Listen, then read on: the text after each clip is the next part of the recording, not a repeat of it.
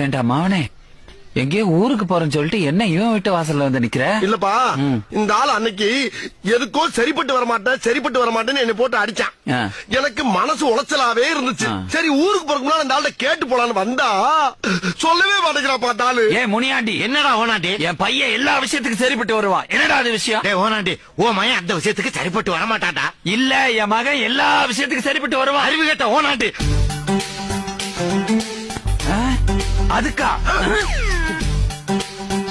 ஆஹா, நம்ம அப்பனும் அவன் கூட சேர்ந்து நம்மள அடிப்பான் போல் இருக்கு.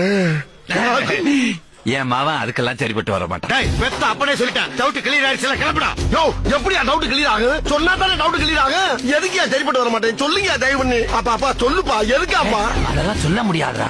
சொன்னா இந்த ஊர் ஒத்துக்காது. ஐயோ பெத்த அப்ப நீயே சொல்லல, நெஞ்சு வெடிச்சிருப்பா. எதுக்கு சரிப்பட்டு வர மாட்டேன்? ஒப்பன் தான் சொல்றான்ல, நீ அந்த விஷயத்துக்கு சரிப்பட்டு வர மாட்டான்னு. அப்புறம் என்ன ஆட்டிக்கிட்டு இருக்க? போடா. ஐயோ கையெடுத்து குப்புறியா, தயவு பண்ணி சொல்லுங்க, என்னால முடியலையா சொல்லுங்கயா. டேய், ஒரு பெரிய மனுஷன் சொல்லிட்டு இருக்கால, நீ அதுக்கு சரிப்பட்டு வர மாட்டேன் சரிப்பட்டு வர மாட்டேன்ட்டு. அப்புறம் ஏன்டா உயிரை வாங்குற? புறப்பட முதல்ல போடா. கடைசி வரைக்கும் சொல்லவே மாட்டேங்கிறாங்களே.